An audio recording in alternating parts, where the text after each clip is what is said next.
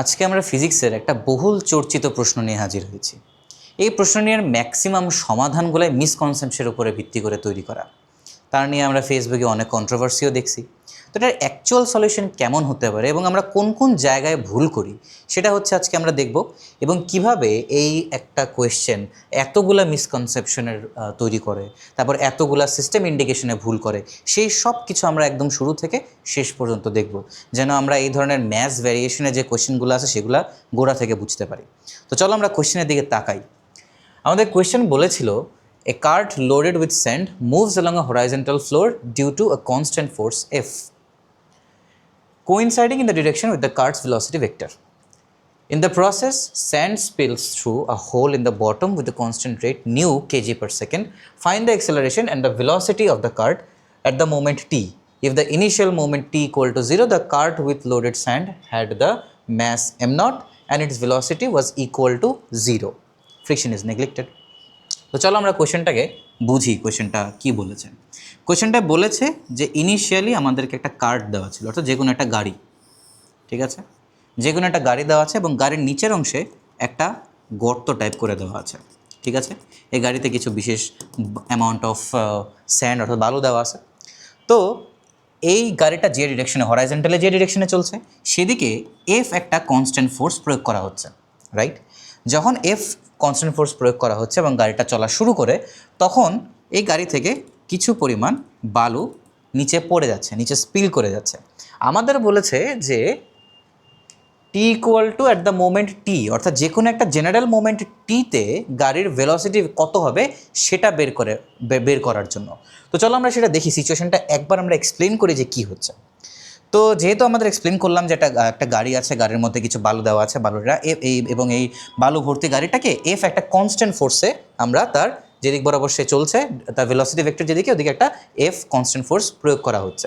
তো আমরা ধরে নিলাম যে কোনো একটা জেনারেল মোমেন্টে ইনিশিয়ালি তার মধ্যে ম্যাস ছিল হচ্ছে এম নট, অর্থাৎ যখন কোনো অ্যামাউন্ট অফ বালি পড়ে নাই তখন তার ম্যাস ছিল হচ্ছে এম নট। আমি বালিটা মুছে দিলাম, ধরে নিলাম শুরুতে কোনো পরিমাণ বালুই পড়ে নাই, ঠিক আছে। তো তার পুরো ম্যাসটা ছিল এম নট। তো যে কোনো একটা মোমেন্ট টিতে, রাইট, যে কোনো একটা জেনারেল মোমেন্ট টিতে গাড়িটা যখন এখানে আসে, ঠিক আছে, যে কোনো একটা জেনারেল মোমেন্ট টিতে ডেফিনেটলি 0 থেকে টাইম ইকুয়াল টু 0 থেকে শুরু করে টি ইকুয়াল টু টিতে যে কোনো একটা জেনারেল মোমেন্ট টিতে কিছু পরিমাণ বালু পড়ে গেছে, এটা কি আমরা বুঝতে পেরেছি। যখন কিছু পরিমাণ বালু পড়ে যাবে তখন কি হবে, তার ভর নিশ্চিত কমে যাবে, এবং ভর কমার হার আমাদের দিয়ে দেওয়া আছে, সেটা ছিল নিউ, রাইট। তার মানে যে কোনো একটা জেনারেল মোমেন্ট টিতে তার ভর কমে কতটুকু হয়ে যাবে, তার ভর কমে হয়ে যাবে M not minus nu times T, ঠিক আছে। এই যে বালু, ওকে।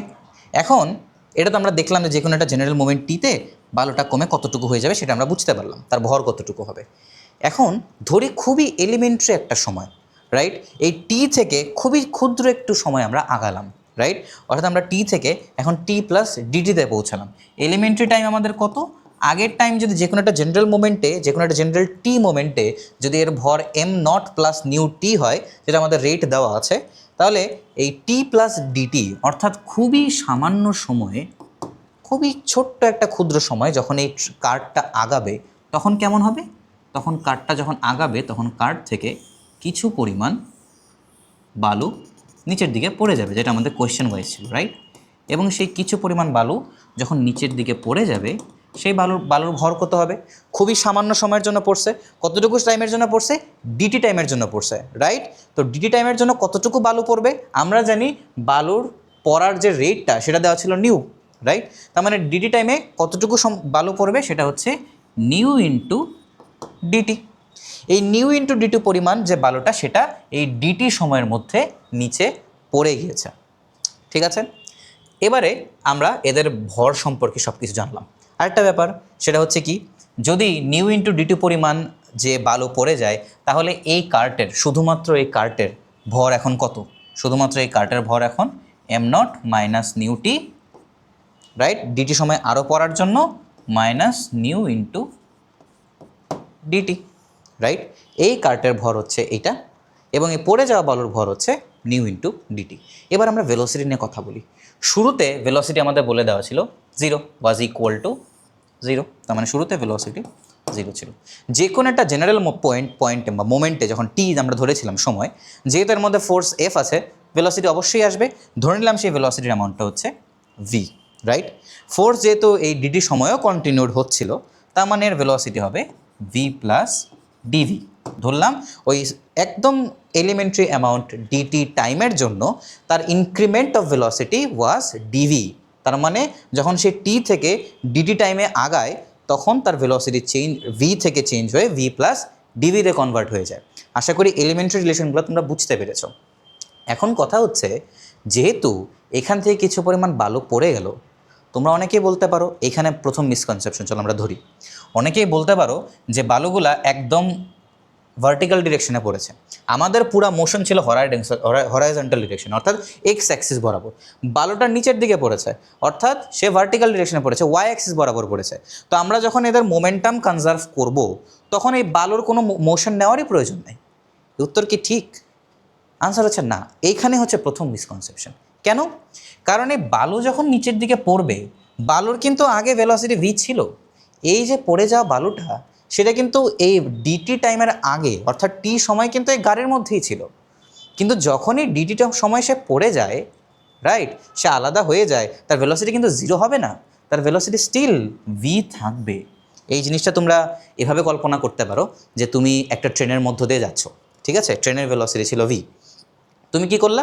তুমি যেটা করলা সেটা হচ্ছে তুমি ট্রেনের জানালা দিয়ে তোমার হাতে একটা পানির বোতল ছিল, সেটা তুমি ফেলে দিলা। তুমি কি এটা বলতে পারবা যে তুমি যখন পানির বোতলটাকে ফেলে দিলা, তার ভেলোসিটি ধুম করে জিরো হয়ে যাবে? উত্তর হচ্ছে না। কেন? কারণ তোমার ভেলোসিটি যদি ভি হয় এবং তুমি যে ভেলোসিটিতে বোতলটাকে ফেললা, তা বোতলের ভেলোসিটিও কিন্তু ইনিশিয়ালি ভি ছিল যখন বোতলটা তোমার হাতে ছিল, কিন্তু যখন তুমি ফেলে দিলা, বোতলের ভেলোসিটি কিন্তু স্টিল ভি আছে। অর্থাৎ তুমি এবং ফেলে দেওয়া বোতলটা কিন্তু কিছু সময়ের জন্য হলেও একসাথে যাবে। যদি এয়ার ড্র্যাগ না থাকতো, বাতাসের কোনো ঘর্ষণ না থাকতো, যদি তোমার ট্রেনটা এক্সেলারেট না করতো, ত্বরণ না দিত, তখন কিন্তু তুমি দেখতা তুমি হাত থেকে ফেলে দেওয়া সত্ত্বেও বোতলটা তোমার সাথেই যেত, যদি গ্র্যাভিটেশনাল ফোর্স ফিল্ডও না থাকতো, রাইট? তুমি যদি ফেলে দিতা, তুমি দেখতা কিন্তু বোতলটা তোমার সাথেই যাচ্ছে, রাইট? তার মানে কি বুঝলাম? তার মানে এটা বুঝলাম যে তুমি ট্রেন দিয়ে ভি ভেলোসিটিতে যাচ্ছ, তুমি ট্রেন থেকে যখন বোতলটা হাত থেকে ফেলে দিলা, বোতলটা কিন্তু ভি ভেলোসিটির সামনে আগাচ্ছে। তাহলে বালুর ক্ষেত্রে এই জিনিসটা কেন হবে না? তুমি যখন বালুটাকে এই ট্রাক থেকে নিচ থেকে ফেলে দিচ্ছ, বালুরও তো একটা ভি ভেলোসিটি আগে ছিল, তার মানে এখনও থাকবে। বালু যদি ওয়াই ডিরেকশনে আলটিমেটলি পড়তেও থাকে, বালুরও তো একটা ভেলোসিটি আছে, সেও তো কিছু সময় হলেও কী করবে? যে ডিরেকশনে ট্রাকটা যাচ্ছে সেই ডিরেকশনে ভি ভেলোসিটি নিয়েই যাবে। যদিও বা এটা পড়ে যাওয়ার কারণে এবং ট্রাকের মধ্যে এফ ফোর্স থাকার কারণে ট্রাকের ভেলোসিটি এক্সেলারেট করে ডিভি পরিমাণ বেড়ে যাবে, কিন্তু এই ভিটা তো নিচে পড়ে যাচ্ছে, এর মধ্যে তো ফোর্স লাগতেছে না। এটা কিন্তু ট্রাক থেকে আলাদা হয়ে গিয়েছে, এর মধ্যে ফোর্স লাগছে না, কিন্তু তার মধ্যে তো ইনিশিয়ালি ভি ছিল, তাই না? তার মানে কি হবে? এই যে বালুগুলারও কিন্তু ভেলোসিটি ভি কাউন্ট করতে হবে, রাইট? এবারে এই পুরা সিস্টেমে আমরা যা যা বুঝলাম, সে সমস্ত কিছুকে সামারাইজ করে আমরা আমাদের ইকুয়েশনগুলো লেখা শুরু করব। তো চলো আমরা লিখি। ওকে, তো আমরা যা যা এতক্ষণ এক্সপ্লেন করলাম সেগুলোকে আমি একটু শর্ট করে এখানে দেখাচ্ছি তোমাদের দেখার সুবিধার্থে। তো চলো দেখি এখন কি হচ্ছে। তো আমরা আমাদের এলিমেন্টারি ডিসিশনগুলো অলরেডি লিখে ফেলেছি। তো চলো এখানে যেহেতু মোমেন্টাম কনজারভেশনের কেস অ্যাপ্লাই হবে, সেটা আমরা প্রশ্ন দেখেই বুঝতে পেরেছি। তো চলো আমরা অ্যাপ্লাই করবোটা আসলে কীভাবে। আমি যখন এই পুরা সিস্টেমটাকে, এই ট্রাক সহ এর বালু সহ পুরা সিস্টেমটাকে যখন সিস্টেম হিসেবে কনসিডার করেছি, ট্রাক আর বালু সহ এই পুরো অংশটাকে যখন সিস্টেম হিসেবে কল্পনা করেছি, তখন আমি দেখতে পেলাম এই যে আমার সিস্টেমের মধ্যে এক্সটার্নাল ফোর্স হিসেবে এফ আছে, কনস্ট্যান্ট ফোর্স হিসেবে এফ কিন্তু অলরেডি আছে। তাহলে আমরা জানি যে যখন আমাদের সিস্টেমের মধ্যে এক্সটার্নাল ফোর্স থাকবে, আমরা ডিরেক্টলি মোমেন্টাম কনজার্ভ করতে পারবো না। তো সেক্ষেত্রে আমাদের ব্যবহার করতে হয় ইম্পালস ইকুয়েশন। তো এক্ষেত্রে আমাদের ইম্পালস ইকুয়েশন কী হবে? আমাদের যে কোনো একটা টাইম টি আমাদের ইনিশিয়াল স্টেট হবে, এবং ইভেন্টের পরে এই ডিটি টাইম পরে যা যা হচ্ছে সেটা হচ্ছে আমাদের ফাইনাল স্টেট, রাইট? তো আমরা ইনিশিয়াল স্টেট এবং ফাইনাল স্টেটের মধ্যে ইম্পালস ইকুয়েশন লিখব। চলো দেখি কীভাবে লেখা যায়। শুরুতে কী ছিল? শুরুতে ছিল হচ্ছে M not minus nu into T, এই পরিমাণ ছিল ভর কিসের উপরে? এই ট্রাকের মধ্যে, রাইট? তো আমি লিখতে পারবো এই M not minus nu times T, এই ভরের কতটুকু বেগ ছিল? ভি। এটা ছিল এই ট্রাকের ভরবেগ, রাইট? এখন এর মধ্যে কি হচ্ছে? এফ একটা বল, কোন দিকে প্রয়োগ করা হচ্ছে? এর ভেলোসিটি ভেক্টরের দিকে। আমাদের কোশ্চেনে লেখা ছিল ভেলোসিটি ভেক্টরের দিকে বল প্রয়োগ করা হচ্ছে। তো ডেফিনেটলি এখানে কি হবে, এর যে ইম্পালস পার্টটা এফ যেটা, সেটা অবভিয়াসলি কী হবে, পজিটিভ সাইন দ্বারা যুক্ত হবে, কারণ সেটা ভেলোসিটির দিকে, রাইট। আমি খুবই ক্ষুদ্র সময় ডিটির জন্য বের করব। কেন? কারণ এই খুবই ক্ষুদ্র সময় ডিটির পরেই হচ্ছে আমরা ফাইনাল যে স্টেটটা সেটা ডিফাইন করতেছি, রাইট। তার মানে আমরা কি জানি যে ফাইনাল ভরবেগ ইকুয়াল টু ইনিশিয়াল ভরবেগ প্লাস ওই ক্ষুদ্র সময়ের জন্য যে ইম্পালসটা হয়েছে সেটা। তো এই ছিল আমাদের ইম্পালস ইকুয়েশনের প্রথম পার্ট। লাস্ট পার্টটা কী হবে, এটাকে আমি ইকুয়াল লিখবো। ইকুয়াল কী লিখবো? ইকুয়াল লিখবো হচ্ছে এই আমাদের ফাইনাল স্টেটের অংশটা। ফাইনাল স্টেটে আমাদের সিস্টেমটা দুইটা ভাগে বিভক্ত হয়ে গেছে। খেয়াল করে দেখো যে আগের সিস্টেমে পড়ে যাওয়া বালুটা কিন্তু আলটিমেটলি এই ট্রাকের মধ্যে ছিল, রাইট। তার মানে সেটা কি পুরোটা এখানে কনসিডার্ড হয়েছে, তাই না? কিন্তু পরে ডিটি সময় পরে এই যে বালুগুলো সেগুলো কিন্তু বের হয়ে গেছে, কিন্তু এই বালু কিন্তু আমরা কনসিডারেশন থেকে বাদ দিতে পারবো না। কেন পারবো না? কারণ সেগুলোকে আমি আগে সিস্টেম হিসেবে কনসিডার করেছি। আগে সেটা এটার ভেতরে ছিল, বাট সিস্টেমের মধ্যে তো ছিল, তাই না? তার মানে সিস্টেম কনসিডারেশন থেকে যদি আমি বালুগুলোকে বাদ দিয়ে ফেলি তাহলে কিন্তু আমাদের এখানে ভুল হবে, যেটা আমাদের সেকেন্ড মিসকনসেপশন এই প্রশ্নটা সমাধান করার জন্য। এই প্রশ্নটাকে অনেকে সিম্পলিফাই করে বলে যে বালুগুলো যদি আন্ডারনিথ অর্থাৎ ট্রাকের আন্ডারনিথ পড়ে যায়, নিচের বরাবর পড়ে যায়, তাহলে হয়তো একে কাউন্টই করতে হবে না, শুধুমাত্র ট্রাকের যে চেঞ্জেস হচ্ছে সেগুলো আমরা দেখব। কিন্তু না, এই পড়ে যাওয়া বালুগুলো কিন্তু আমি অলরেডি সিস্টেম হিসেবে আগের বার কনসিডার করেছিলাম। তাই যদি আমি এখন কনসিডারেশনে না আনি তাহলে কিন্তু আলটিমেটলি আমাদের রেজাল্ট ভুল আসবে। এটা ছিল আমাদের সেকেন্ড মিসকনসেপশন। তো চলো এই মিসকনসেপশনটাকেও আমরা ঠিক করি, ঠিক করে লেখার চেষ্টা করি। দুটা ভাগে ভাগ হয়ে গেছে, একটা ট্রাক এবং পড়ে যাওয়া বালু। ট্রাকের ক্ষেত্রে কী ছিল? ট্রাকের ভর ছিল m not minus nu t minus nu into d t, right. তো আমি লিখতে পারতেছি m not minus nu t minus nu into d t, যার ভেলোসিটি হয়ে গিয়েছিল কত? V plus d v, right.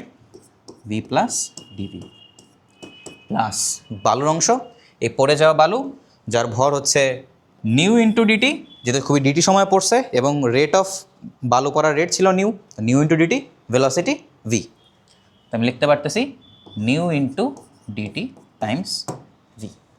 এই পুরা প্রসিজিয়ারটা, এই ডিফারেনশিয়াল ইকুয়েশনটা সলভ করার মাধ্যমেই আমরা আমাদের অ্যাকচুয়াল আনসারে পৌঁছতে পারবো। তো চলো আমরা এই ডিফারেনশিয়াল ইকুয়েশনটা এবারে সলভ করি। ঠিক আছে, কী লেখা আছে প্রথম পার্টে? M not minus nu T into V. চলো এটাকে আমরা একটু ওপেন করি। তাহলে এম নট ইন্টু ভি থাকতেছে plus nu into T into V plus F DT, এখানে মাইনাস হবে, আমি এটা ঠিক করে দিচ্ছি, মাইনাস, ওকে, ইকুয়াল টু এটা যদি আমি ওপেন করি তাহলে কী দাঁড়াচ্ছে? M not into v minus nu T into v minus nu DT into, আচ্ছা এটাকে এভাবে না লিখে আমরা লিখতে পারি নিউ ভি ডিটি, রাইট। এক পার্ট গেল, এবার পরবর্তী পার্টের জন্য আমরা লিখতে পারবো m not d v minus nu T into d v lastly minus nu DT into d v, এবং এই পার্টটুকু অর্থাৎ নিউ ভি ডিটি। এই হচ্ছে আমাদের পুরো ওপেন করা ডিফারেনশিয়াল ইকুয়েশনটা। তো চলো দেখি এখানে কী কী কাটা যাচ্ছে। প্রথম কথা, এপাশ ওপাশে m not v cancelled out. তারপর এখানে আমরা দেখতে পাচ্ছি nu t v, negative nu t v, similar sign opposite দিকে আছে, কাটা। তারপর হচ্ছে minus nu v d t, right, plus nu v d t, কাটা। এরপর আমরা কি দেখতে পাচ্ছি? M not d v minus nu t d v, এগুলোর কোনো কাটার কোনো কেস নাই, এগুলো এরকমই থাকবে অ্যাজ ইট ইজ। বাট এই এক্সপ্রেশনের দিকে যদি তাকাই, এই টার্মটার দিকে যদি আমি তাকাই, আমি দেখতে পাচ্ছি minus nu DT into DV আছে, right. Minus nu DT into DV অর্থাৎ দুইটা ডিফারেনশিয়াল এলিমেন্ট গুণ হচ্ছে। অলরেডি ডিফারেনশিয়াল এলিমেন্ট অনেক ছোটো কনসিডার করা হয়, দুইটা ডিফারেনশিয়াল এলিমেন্ট যখন গুণ করা হয় ম্যাথামেটিক্যালি ক্যালকুলেশন সুবিধার জন্য, ডাবল ইন্টিগ্রেশন এড়ানোর জন্য আমরা এটাকে জিরো হিসেবে ধরে নিতে পারি। তার মানে এটাও কাটা যাচ্ছে। তো আলটিমেট রেজাল্ট তাহলে কী দাঁড়াচ্ছে? আলটিমেট রেজাল্ট দাঁড়াচ্ছে f d t is equal to m not minus nu T into d v. দেখতে পাচ্ছ কত বড় ডিফারেনশিয়াল ইকুয়েশন, কত ছোট হয়ে গিয়েছে। আমাদের বের করতে বলেছিল ভেলোসিটি, অর্থাৎ ডিভিকে ইন্টিগ্রেট করে আমরা ভেলোসিটি বের করতে পারবো। আমরা দেখতে পাচ্ছি এখানে হচ্ছে আমাদের টি রিলেটেড ফাংশন, যাতে ডিফারেনশিয়াল এলিমেন্ট ডিভি আছে, এখানে ইন্টিগ্রেট করা পসিবল না। তো আমি লিখতে পারবো f d t divided by am not minus nu t equal to d v itself. ঠিক আছে, তো এটাকে চলো আমরা ইন্টিগ্রেট করি, এটাকে ইন্টিগ্রেট করলে আমরা আলটিমেটলি সলিউশনে পৌঁছে যাব।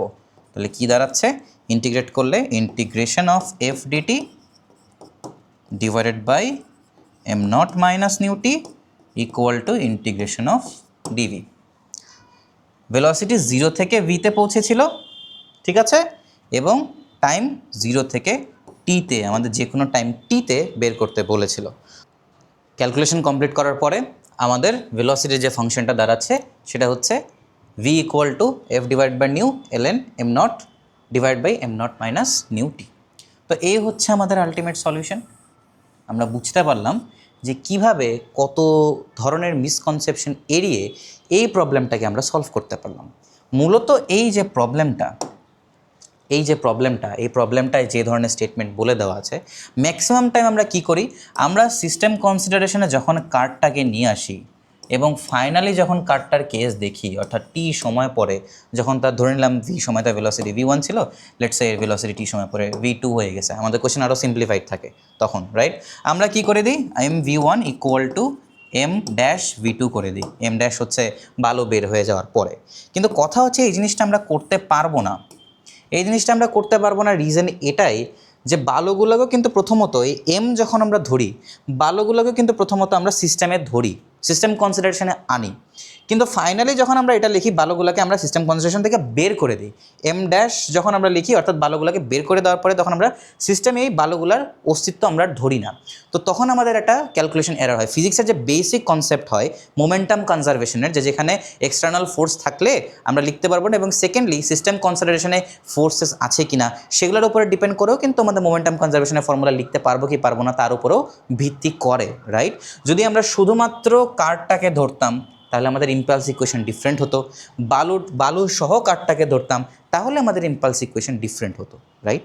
অর্থাৎ আমরা যে সলিউশনটা এখানে বের করেছি সেখানে আমরা কার্ড সহ বালুটাকে সিস্টেম হিসেবে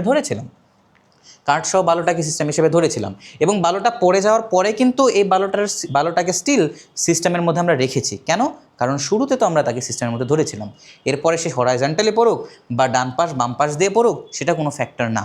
বা অনেকে বলে নিচের দিকে পড়ে গেলে নাকি তাকে ধরতে হবে না। কেন ধরতে হবে না? তাদের উত্তর হয় এটা যে নিচের দিকে পড়ে গেলে তার ভেলোসিটি ভার্টিক্যাল ডিরেকশনে আসে, কিন্তু না, নিচের দিকে পড়ে গেলেও তার ভেলোসিটি হরাইজন্টাল ডিরেকশনে আসে। যেমন আমি ট্রেনে থাকা অবস্থায় হাতে বোতল ফেলে দেওয়ার কথা এক্সাম্পল হিসেবে দিয়েছিলাম।